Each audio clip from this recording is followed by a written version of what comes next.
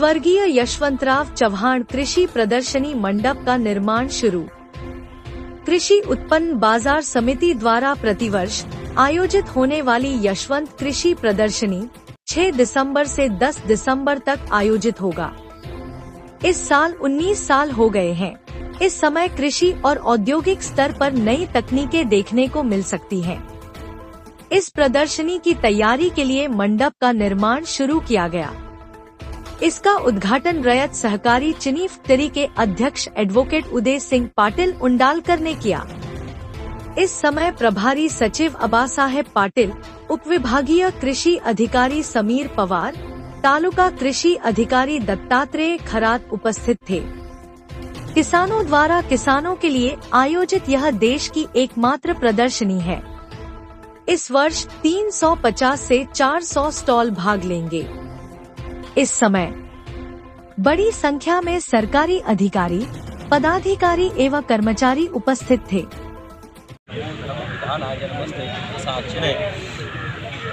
प्रत्यक्ष देवाय भास्कराय नमः।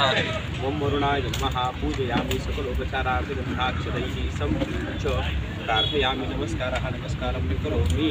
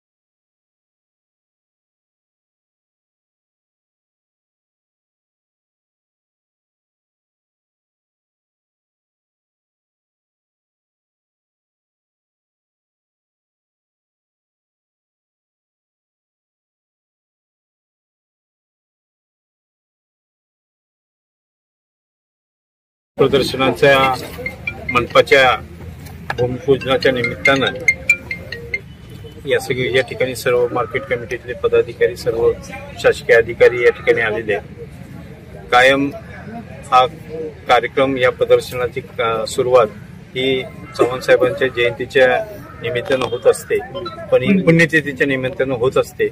पण यावेळी आचारसंहिता असल्यामुळं या ठिकाणी हे ग्राउंड किंवा बाकीच्या सर्व शासकीय फॉर्मॅलिटी पूर्ण करता येणं शक्य नव्हतं।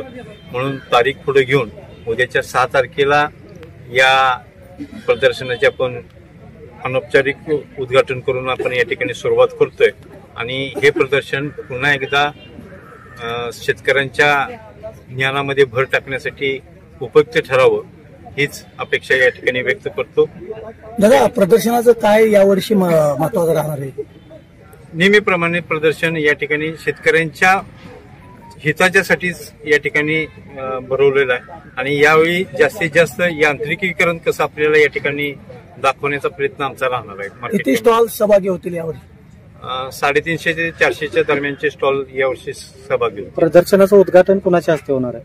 अजून आता मंत्रिमंडळाची स्थापना नसल्यामुळे दरवेळी आपली जी पारंपरिक पद्धत होती की मुख्यमंत्र्यांच्या हस्ते या प्रदर्शनाचं उद्घाटन करायचं, पण अजूनही सरकार स्थापन व्हायचं आहे, त्यामुळे थोडंसं तो प्रश्न अनुत्तरित आहे, पण नजीकच्या काळामध्ये तोही प्रश्न सुटून जाईल। या स्टॉलमध्ये शेतकऱ्यांसाठी किती स्टॉल असतील? नेहमीप्रमाणे जे मागच्या वर्षी होते तेवढे शेतकऱ्यांसाठी असणार आहे।